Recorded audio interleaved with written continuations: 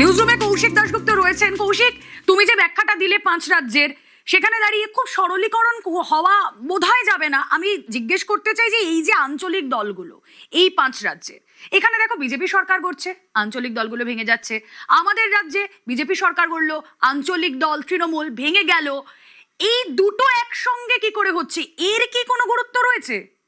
একদমই। দেখো, আঞ্চলিক দলগুলো তৈরি হলো কিভাবে। স্বাধীনতার পর তো দেশ জুড়ে প্রায় একটাই দল ছিল, কংগ্রেস। সেই কংগ্রেসেরই সব রাজ্যে কংগ্রেসেরই সরকার ছিল প্রথম যে ভোট হয়েছিল। কিন্তু কংগ্রেস প্রথম ধাক্কা খায় স্বাধীনতার পর 1957 সালে কেরলে সিপিএম এর কাছে কংগ্রেস হেরে যায়। ইএমএস নাম্বুদ্রিপাদের সরকার গঠন হয় কেরলে। এটা তো রাজ্যে হেরেছিল কংগ্রেস।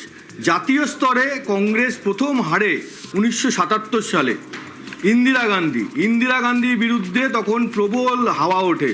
হ্যাঁ, তিনি একনায়কতন্ত্র চালাচ্ছেন এই অভিযোগ ওঠে, তিনি বিরোধী কণ্ঠ রোধ করেন এই অভিযোগ ওঠে, এর সঙ্গে দুর্নীতিরও অভিযোগ ওঠে। তখন একটা জেপি মুভমেন্ট শুরু হয়। হ্যাঁ, জয়প্রকাশ নারায়ণের নেতৃত্বে জেপি মুভমেন্ট শুরু হয়। সেখানে একের পর এক নেতা যোগ দেন। সেই বিভিন্ন, ধরো আমাদের লালু প্রসাদ যাদব যোগ দেন, নীতিশ কুমার যোগ দেন, এরা সবাই যোগ দেন। এরাই পরে আবার ওদিকে হচ্ছে মুলায়ম সিং যাদব ছিলেন উত্তরপ্রদেশ থেকে, তারাই পরে আঞ্চলিক দলগুলো তৈরি করে। যেটা অনেকে বলছেন বা মনে করছেন যে বিজেপির, অনেকেই মনে করেন এটা, যে তারা বিজেপিকে দেখা গেছে ভোটের ট্র্যাকে বা অন্য সময়েও আঞ্চলিক দলগুলির কাছে, কিন্তু যেখানে আঞ্চলিক দল শক্তিশালী যেসব রাজ্যে, সেখানে তাদের হোঁচট খেতে হয়েছে। গত 15 বছর ধরে তৃণমূলের কাছে বারবার হারতে হয়েছে। এবং তামিলনাড়ুতে কিন্তু এখনো আঞ্চলিক দলের দাপট, সেখানেও বিজেপি কিন্তু সেভাবে দাঁত ফোটাতে পারেনি। অর্থাৎ প্রতিপক্ষ যখন আঞ্চলিক দল, তখন বিজেপিকে কিন্তু নানা জায়গায় হোঁচট খেতে হয়েছে, ধাক্কা খেতে হয়েছে। বরং বিজেপির অনেক ভালো পারফরমেন্স যখন তাদের প্রতিপক্ষ থাকে কংগ্রেস। এটার সবচেয়ে বড় প্রমাণ হচ্ছে 2024 সালের যে লোকসভা ভোট হয়েছিল, সেই ভোটের রেজাল্ট যদি আমরা অ্যানালিসিস করি, 2024 সালের ভোটে যেটা হয়েছিল, 216টি আসনে বিজেপি আর কংগ্রেস মুখোমুখি লড়াই করেছিল। মানে এই 216টি আসনে আঞ্চলিক দলে সেরকম কোনো প্রভাব ছিল না। মূল লড়াইটা ছিল বিজেপি বনাম কংগ্রেস। তা এই 216টা আসনে কি রেজাল্ট হলো? এই 216টা আসনে দেখা যাচ্ছে 71% সিট বিজেপি পেয়েছিল। 71 মানে 154টা সিট। 216-র মধ্যে বিজেপি পেল 154টা সিট। আর এই 216-র মধ্যে কংগ্রেস পেয়েছিল 62টা সিট। অর্থাৎ এই তথ্যই বলে দেয়, যখন বিজেপির সঙ্গে কংগ্রেসের ডিরেক্ট ফাইট, মুখোমুখি লড়াই, সেখানে আঞ্চলিক দলের কোনো প্রভাব নেই। সেখানে কংগ্রেসকে প্রায় ধরাশায়ী করে দিয়েছে বিজেপি। এবং সেই কারণেই বিজেপির অনেকেই মনে চান যে লড়াইটা দুপক্ষের হোক, লড়াইটা দ্বিমুখী হোক। একদিকে থাকবে বিজেপি, একদিকে থাকবে জাতীয় কংগ্রেস। সেটা কেন কৌশিক? বিজেপির কাছে কি সহজ প্রতিপক্ষ কংগ্রেস, আঞ্চলিক দলগুলো নয় কোনোভাবেই? সহজ প্রতিপক্ষ এরকম ভাবে বলা মুশকিল, কিন্তু যেটা ভোটের ফল বলে দিচ্ছে যে যখন বিজেপির এগেনস্টে কংগ্রেস রয়েছে, কোনো আঞ্চলিক দল সেরকম ভাবে নেই, সেখানে কিন্তু বিজেপির জয়ের স্ট্রাইক রেট অনেক ভালো। এই কারণে এর পিছনে আরো একটা কারণ আছে, যে বিজেপি কেন কংগ্রেসকে মনে করে তাদের পক্ষে প্রতিপক্ষ হলে ভালো। সেটা হচ্ছে বিজেপি এটা মনে করে যে আঞ্চলিক দলগুলো যেখানে থাকে, তারা আঞ্চলিক ভাবাবেগ বা রিজিওনাল অ্যাসপিরেশনকে অত্যন্ত গুরুত্ব দেয়, এবং বিভিন্ন ভোটে সেইগুলো তখন ইস্যু হয়ে যায়। একটা দল, ধরো কংগ্রেস বা বিজেপি, যারা দেশ চালাচ্ছে, তাদের গোটা দেশকে দেখতে হয়। কিন্তু একটা আঞ্চলিক দল, সে একটা রাজ্যে রয়েছে, সে তার রাজ্যের ভালো মন্দটা আগে দেখে। এই যে রাজ্যের ভালো মন্দটা আগে দেখে, সেটা করার জন্য তারা রাজনীতি করতে শুরু করে। তার জন্য বিভিন্ন আঞ্চলিক ইস্যুগুলো উঠে আসে। এবার একটা জাতীয় দল যা বা দেশ চালাচ্ছে, তাদের পক্ষে কোনো একটি রাজ্যের কোনো একটি জায়গার কি আঞ্চলিক ভাবাবেগ, দেশের নিরাপত্তার আগে সেই ভাবাবেগকে গুরুত্ব দেওয়া সম্ভব নয়। সেই জন্যই বিজেপি মনে করে যে তাদের সঙ্গে কংগ্রেসের যতই মতবিরোধ থাকুক, কংগ্রেসে যেমন দেশ চালিয়েছে, তারাও দেশ চালাচ্ছে। ফলে এই দুটি দলের মধ্যে যদি লড়াই হয়, দ্বিমেরু, দুটো মেরুতে দুটো দল আছে, কিন্তু তাদের মধ্যে লড়াই, আর কোনো দল সেভাবে নেই, থাকবে না এমন নয়, কিন্তু তারা একেবারে সরকার করে ফেলতে পারে এই রকম জায়গায় নেই। ফলে এই রকম অবস্থায় বিজেপি আর কংগ্রেসের লড়াই হলে সেটাই বেটার, কারণ তারা সবার আগে দেশের স্বার্থের কথা ভাবে। এবং এর সবচেয়ে জ্বলন্ত উদাহরণ হচ্ছে আমাদের রাজ্যে। আমাদের রাজ্যে বারবার কি অভিযোগ উঠেছে যে সীমান্তে যে কাঁটা তার দিতে হবে, তার জন্য যে নিরাপত্তা ব্যবস্থা, যা পরিকাঠামো তৈরি করতে হবে, তার জন্য তো জমি দরকার, সেই জমিটাই দিচ্ছে না তৃণমূল। কেন দিচ্ছে না? কারণ বিজেপি বারবার অভিযোগ করেছে তৃণমূল চায় অনুপ্রবেশকারীরা ঢুকুক, কারণ এই অনুপ্রবেশকারীরা হচ্ছে তৃণমূলের ভোট ব্যাংক, এবং সেটা ক্রমশ স্পষ্ট হচ্ছে।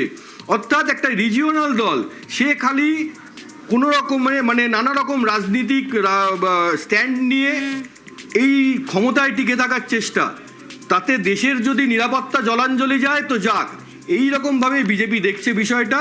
তাই তারা মনে করে যে কংগ্রেস, তাদের যে কোনো রাজ্যে কংগ্রেসের সঙ্গে বিজেপির লড়াই হলেই ভালো। এর পাশাপাশি বিজেপি এটাও বক্তব্য যে অনেক সময় দেখা গেছে, বারবারই দেখা গেছে, ইতিহাস ঘাটলে সেটাই দেখা যায় যে আঞ্চলিক দলগুলো মূলত একটা পরিবার কেন্দ্রিক হয়। যিনি নেতা তারই কোনো ছেলে পুলে, নাতি নাতনি বা অন্য সম্পর্কে কেউ, তারা তাদের হাতে ব্যাটনটা তুলে দিয়ে যেতে চান, এবং সেই আঞ্চলিক দলে দুর্নীতি পাহাড় তৈরি হয়। এইটাও কিন্তু একটা কারণ, যেই কারণে বিজেপি মনে করে লড়াইটা দ্বিমুখী হলে ভালো, সেটা হোক বিজেপি বনাম কংগ্রেস। ভারতবর্ষ একটা বহুত্ববাদী দেশ, এই মাটি বহুত্ববাদের মাটি, এখানে বহুদলীয় ব্যবস্থা ভবিষ্যতেও থাকবে, অনেক রাজনৈতিক দল থাকবে, কিন্তু ইলেকট্রাল পলিটিক্সে দেখা যাচ্ছে যে ধীরে ধীরে আঞ্চলিক দলেরা তাদের শক্তি হারাচ্ছে। আবার একই সঙ্গে এটাও মনে করতে রাখতে হবে যে ভারতের সবচেয়ে প্রাচীন রাজনৈতিক দল, স্বাধীনতা আন্দোলনের প্ল্যাটফর্মকে যারা একটা রাজনৈতিক দলে রূপান্তরিত করেছিল, সেই ভারতের জাতীয় কংগ্রেস, তারাও কিন্তু কার্যত একটা প্যারাসাইট হয়ে গেছে। আঞ্চলিক দলের উপর নির্ভর করেই তারা নির্বাচনে প্রতিদ্বন্দ্বিতা করছে। একটি রাজ্যে তারা আছে। এটা গণতন্ত্রের পক্ষে খুব একটা শুভ দিক নয়। গণতন্ত্রের সাফল্য তখনই থাকবে যখন একটা দায়িত্বশীল, শক্তিশালী বিরোধী রাজনৈতিক দল থাকবে, ঐক্য থাকবে। কারণ বিরোধিতার জন্যই বিরোধিতা করে আজকে তারা এই অবস্থায় পৌঁছেছে। বিজেপি শক্তিশালী হচ্ছে একটা রাজনৈতিক দল, সর্বব্যাপী এবং সর্বস্পর্শী হয়ে যাচ্ছে। ভারতের মাটিতে দাঁড়িয়ে ভারতীয় মতাদর্শ, ভারতের বহমানতা, ভারতের সংস্কৃতি, ভারতের মানুষের চাওয়া পাওয়া, তাদের কথা, তাদের ব্যথা নিয়ে একটা জায়গায় এসে পৌঁছেছে। একজন রাজনৈতিক কর্মী হিসেবে আমি এটা চাই যেটা বিরোধী দল থাকুক।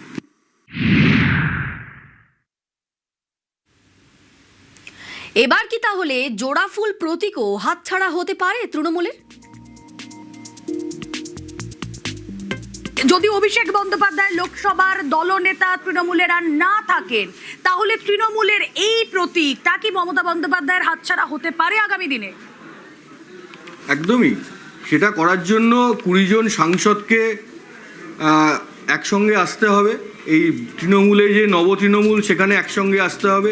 এখানেও যেমন শোভনদেব চট্টোপাধ্যায় হতে পারলেন না, তেমনি ওখানে যখন সংখ্যাগরিষ্ঠ এটা থাকবে তখন 2/3 হতে হবে। কিন্তু তারপর কি? তারপরে হচ্ছে সবারই প্রশ্ন, তৃণমূল দলটা কি থাকবে? মমতার হাতে কি তৃণমূল দলের নামটাই, যে তৃণমূল এই নামটা থাকবে? তৃণমূলের যে প্রতীক জোড়াফুল, এইটা কি থাকবে মমতার হাতে, নাকি এটাও তিনি হারাবেন? এটা কিন্তু শুধুমাত্র 2/3 সাংসদ একসঙ্গে হলেই হবে না। আচ্ছা, কেন বলছি? প্রথমে কি হচ্ছে যে বিধানসভায় 2/3 বিধায়ক এক জায়গায় হলো, নব তৃণমূল বিরোধী দলনেতা হয়ে গেল। তার সঙ্গে এবার যদি ধরে নিই লোকসভাতেও এমনটা ঘটলো, সেখানেও হলো। এরপর যদি দলের নাম এবং প্রতীক পেতে হয় একই প্রতীক, মানে নামটা হবে তৃণমূল এবং প্রতীক হবে জোড়াফুল, এটা যদি এই নব তৃণমূলকে পেতে হয়, তাহলে তাদের নির্বাচন কমিশনের কাছে যেতে হবে, গিয়ে আর্জি জানাতে হবে, তাদের বলতে হবে যে আমাদের সঙ্গেই সংখ্যাগরিষ্ঠ জনপ্রতিনিধি অর্থাৎ বিধায়ক, সাংসদ, তারপর কাউন্সিলর এরা রয়েছেন, দলের যারা দায়িত্বপ্রাপ্ত পদাধিকারী নেতা তারা রয়েছেন, এবং সর্বস্তরেই দেখা যাচ্ছে দলের যারা নেতারা কাজকর্ম করেন তাদের সমর্থন তাদের সঙ্গে রয়েছে। এইটা যখন নির্বাচন কমিশনের কাছে তারা দাবি করবেন, নির্বাচন কমিশন সেই তাদের দাবির সপক্ষে নথি দেখবেন, সই দেখবেন, এবং এটাও দেখবেন তৃণমূলের যে সংবিধান রয়েছে, সেই সংবিধানে কি লেখা রয়েছে সেটাও খতিয়ে দেখবেন। এই সব কিছু খতিয়ে দেখে যদি দেখা যায় যে নব তৃণমূল তাদের দাবির সপক্ষে যথেষ্ট প্রমাণ নথি দিতে পারছেন, সবাইকে জড়ো করতে পারছেন এক জায়গায়, আচ্ছা। তাহলে তাদের হাতেই চলে যাবে তৃণমূল দলটা, এই যে তৃণমূল নামটি এবং তৃণমূল প্রতীকটি। সেদিন মমতা বন্দ্যোপাধ্যায় তার দলও হারাবেন, তার দলের প্রতীকও হারাবেন।